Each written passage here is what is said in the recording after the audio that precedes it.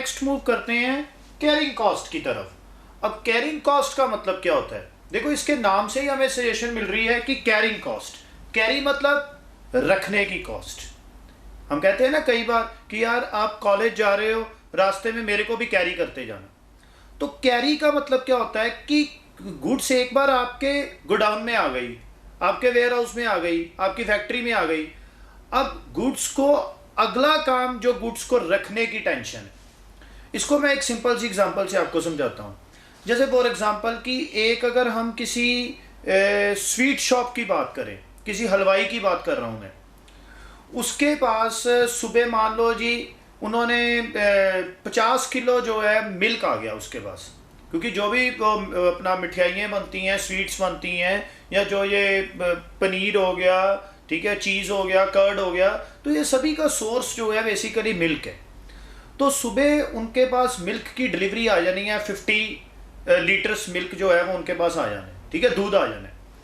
अब 50 किलो दूध को संभालने की जिम्मेवारी किसकी है? एक बार तो वो जो दूध डिलीवर करने आएगा पर्सन, वो 50 किलो की कैनी रख जाएगा। अब वो 50 किलो दूध को मेंटेन किसने करना है? वो स्वीट शॉप वाले ने करना है कि उस मिल्क को खराब ना होने दें। ये सबसे बड़ी टेंशन होती है स्वीट शॉप में कि आपके पास मिल्क आ गया, अब उस मिल्क को मेंटेन करो, कैरी करो, उसको सही जगह पे रखो। क्योंकि अगर उसमें थोड़ा सा भी अगर कुछ आपने मिल्क, कुछ गर्मी ज़्यादा हो गई, फॉर एग्जांपल अगर नींबू की अगर एक बूंद भी उसमें पड़ गई तो वो सारा मिल्क खराब हो जाना। अगर गर्मी ज़्यादा हुई, टेम्परेचर ज़्यादा हुआ, तब भी वो मिल्क खराब होएगा, उसको फ्रीज करके रखना पड़ेगा। तो ये हलवाई की टेंशन बन जाती है ना।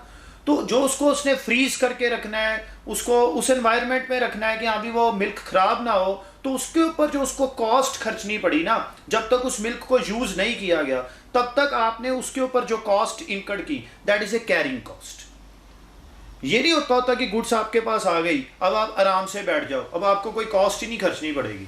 गुड्स आने के बाद आपकी रिस्पॉन्सिबिलिटी ये बनती है, आपके दिमाग में ये टेंशन बनती है मैन्युफैक्चरिंग ऑर्गेनाइजेशन में कि अब हमने गुड्स को संभालना कैसे है, ठीक है। अगर गुड्स लार्ज क्वांटिटी में आ गई तो हो सकता है उनके पास इतनी स्पेस अवेलेबल ना हो, उनको रेंट पे कोई और जगह लेनी पड़े, और जो किराए की जगह लेंगे, ठीक है, उस पर गुड्स को स्टोर करेंगे, और जो किराए का एक्सपेंस होएगा, रेंट एक्सपेंस, वो उनकी कैरिंग कॉस्ट का पार्ट है, ठीक है ना।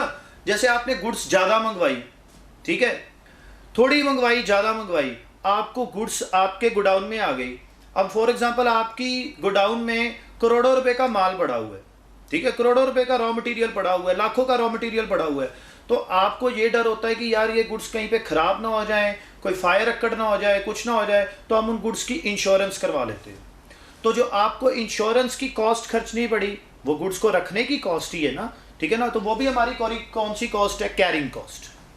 अच्छा, अगर आपने गुड्स को परचेज किया, रॉ मटेरियल को परचेज किया, लार्ज क्वांटिटी में आपने परचेज किया, तो आपको फंड और आपके फंड्स की ब्लॉकेज भी होती है। जैसे फॉर एग्जांपल मेरे को मान लो जी 20,000 के रॉ मटेरियल की ज़रूरत है, पर मेरे को ना रॉ मटेरियल कहीं से सस्ता मिल गया, मैंने एक बार ही 50,000 का परचेज कर लिया। अब बताओ, अगर मैं नॉर्मल रूटीन में परचेज करता तो मेरे फंड्स कितने ब्लॉक होने थे? 20,000। 20,000 ब्लॉक होना था ना, ठीक है ना। मेरे बिजनेस में 20,000 की इन्वेस्टमेंट ही होनी थी ना अगर मैं अपनी रूटीन से परचेज करता, पर मेरे को माल कहीं से सस्ता मिल गया, रॉ मटेरियल, ठीक है, और मैंने 20,000 की बजाय मैंने 50,000 की परचेज कर ली। अब आप ये बताओ कि कितने फंड्स की ब्लॉकेज और हो गई? 30,000। अगर ये 30,000 रुपीज़ आप यहाँ पे ब्लॉक ना करवाते, आप सभी ने इकोनॉमिक्स का एक कॉन्सेप्ट पढ़ा होगा, अपॉर्चुनिटी कॉस्ट। अब यहाँ पे वो अपॉर्चुनिटी कॉस्ट का कॉन्सेप्ट आने वाला है कि अगर ये 30,000 रुपये को मैं ये बिजनेस में ना इन्वेस्ट करता, इसको मैं कहीं पे फॉर एग्जांपल बैंक में डिपॉजिट करवा देता, कोई एफडी करवा देता, कोई मैं म्यूचुअल फंड्स में लगा देता, कोई नेशनल सेविंग सर्टिफिकेट्स खरीद लेता, तो मेरे को उससे कुछ ना कुछ इसकी रिटर्न आनी थी। इवन कि मैं अपने सेविंग अकाउंट में डिपॉजिट करवा देता 30,000, तो मेरे को कुछ ना कुछ परसेंटेज रेट ऑफ इंटरेस्ट मिलना था। बट मैंने वो 30,000 रुपया अपने बिजनेस की गुड्स को परचेज करने पे लगा दिया, जिस कारण मेरे फंड्स की जो ब्लॉकेज हो गई, अब मेरे को वो इंटरेस्ट की इनकम नहीं होने वाली, ठीक है, क्योंकि ये पैसा मैंने इन्वेस्टमेंट में नहीं यूज़ किया, मैंने बिजनेस में यूज़ कर दिया। तो वो जो 30,000 के ऊपर आपने इंटरेस्ट को फोरगॉन किया, आपके हाथ से इंटरेस्ट छूट गया ना। अगर आप इन्वेस्टमेंट करते तो इंटरेस्ट मिलता, बट आपको वो इंटरेस्ट नहीं मिला, जिस कारण आपके हाथ से वो इंटरेस्ट लॉस्ट हो गया। तो जैसे ही वो इंटरेस्ट लॉस हुआ तो वो आपकी कॉस्ट का पार्ट बना, इसीलिए तो उसको बोलते हैं अपॉर्चुनिटी कॉस्ट। यार पैसे का ना आना भी तो पैसे का जाना ही है। जे मैं किसी और जगह पे पैसा लगा देंदा, मैंने उधरों 4 पैसे आने सीगे, ठीक है ना, मेरे को वहां से इंटरेस्ट जनरेट होना था, पर मैंने वो ऑप्शन को चूज नहीं किया, मैंने बिजनेस को चूज किया, मैंने यहाँ अपनी रॉ मटेरियल को परचेज करने पे वो पैसा लगा दिया। तो इसका मतलब जो इंटरेस्ट मेरे हाथ से गया, इट इज माई कॉस्ट। और ऐसी कॉस्ट को भी हम क्या बोलते हैं? Carrying cost.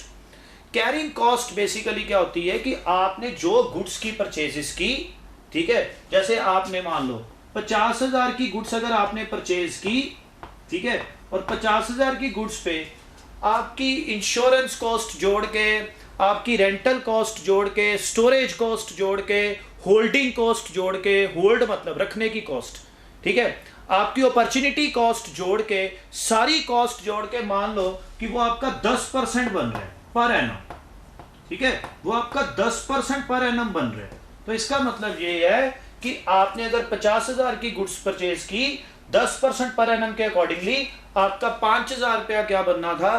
Carrying cost. मतलब ये कह लीजिए पंजाबी दे विच, जे मैं 50,000 ਦੀਆਂ गुड्स परचेज करा 10% पर एनम के अकॉर्डिंगली 5,000 रुपया सानू वो गुड्स ਨੂੰ ਰੱਖਣ ਦੀ कॉस्ट, स्टोरेज ਦੀ cost, holding cost, opportunity cost, सारी कैरिंग कॉस्ट मिला के मैंने 5,000 ਦਾ खर्चा गुड्स ਨੂੰ ਰੱਖਣ ਵਾਸਤੇ 1 साल ਦਾ ਪੈ ਜਾਣਾ। और 1 साल अगर मैं गुड्स को ये परचेज करके रखूं, ठीक है, this one is the carrying cost, ठीक है।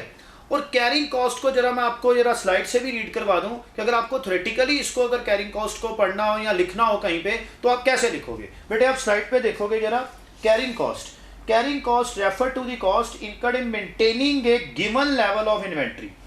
कैरिंग कॉस्ट वो कॉस्ट है जो गुड्स को मेंटेन करने के लिए रखी इनकर्ड की जा रही है। These costs include cost of storage space, cost of handling materials, cost of insurance, cost of store staff, ठीक है, interest on funds investment, that is opportunity cost, ये cost of obsolescence। तो ये जितनी भी सारी cost है ये सभी carrying cost का part है, ठीक है। और इसका बेटे पॉजिटिव रिलेशन होएगा ऑर्डर साइज के साथ। अब इसको छोड़ो, इसको मैं अभी समझाऊंगा। तो ये आपने स्लाइड से अभी देखा होगा कि ये जो सारी हमारी कॉस्ट होती है ये हमारी कैरिंग कॉस्ट होती है। अब वो पॉजिटिव रिलेशन की बात करते हैं। अब वो पॉजिटिव रिलेशन का मतलब क्या होता है कि अगर आपने लार्ज क्वांटिटी में गुड्स परचेज की, ठीक है, अगर मैं मान लो 50,000 का गुड्स परचेज करता हूं तो मेरी कैरिंग कॉस्ट भी 50,000 पे पड़ी। अगर मैंने 1 लाख की गुड्स परचेज कर ली तो मेरी कैरिंग कॉस्ट भी किसके ऊपर होएगी? फिर 1 लाख पे होएगी। तो मतलब ये हो गया जी, अगर मैं यहाँ पे कैलकुलेशन करूं तो मेरी कैरिंग कॉस्ट 5,000 है, अगर मैं यहाँ पे कैलकुलेशन करूं तो कैरिंग कॉस्ट 10,000 है।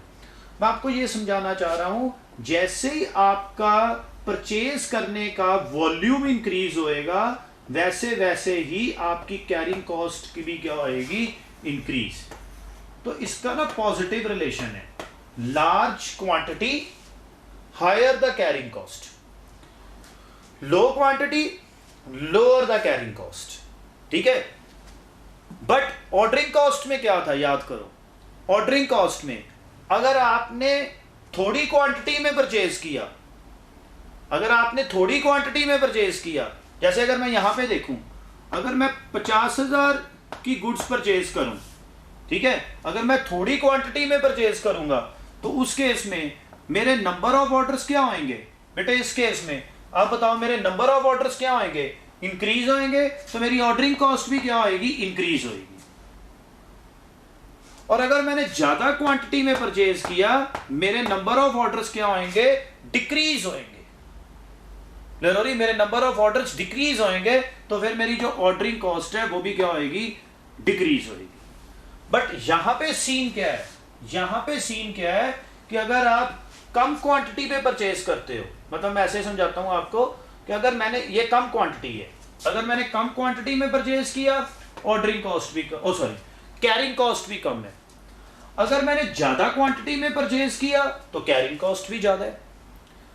पॉजिटिव रिलेशन है ना, ज्यादा परचेज करोगे तो गुड्स ਨੂੰ ਰੱਖਣ ਦਾ खर्चा भी ज्यादा होएगा, घट परचेज करोगे तो गुड्स ਨੂੰ ਰੱਖਣ ਦਾ खर्चा भी घट है।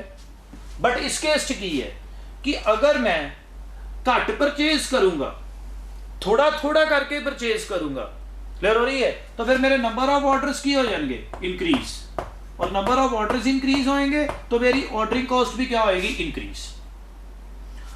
अगर मैं एक बार में ही ज्यादा परचेज कर लूं, ठीक है, फिर मेरे को एक बार में ही परचेज कर लेना है, फिर मेरे नंबर ऑफ ऑर्डर्स डिक्रीज हो जाएंगे, और नंबर ऑफ ऑर्डर्स डिक्रीज होंगे तो मेरी ऑर्डरिंग कॉस्ट भी क्या होएगी, डिक्रीज। मतलब ये हो गया जी। अब आप ध्यान से देखो कि ऑर्डरिंग कॉस्ट का इनवर्स रिलेशन है, थोड़ा थोड़ा परचेज करो, ठीक है, नंबर ऑफ ऑर्डर्स इंक्रीज हो गए, ऑर्डरिंग कॉस्ट भी इंक्रीज है। इसका मतलब थोड़ा परचेज करो, ऑर्डरिंग कॉस्ट इंक्रीज है। ज्यादा परचेज करेंगे, ठीक है, एक बार में ज्यादा परचेज करेंगे, एक ऑर्डर में ही काम हो जाएगा तो ऑर्डरिंग कॉस्ट डिक्रीज है। बट यहां पे कम परचेज करोगे और कैरिंग कॉस्ट कम है, ज्यादा परचेज करोगे कैरिंग कॉस्ट ज्यादा है।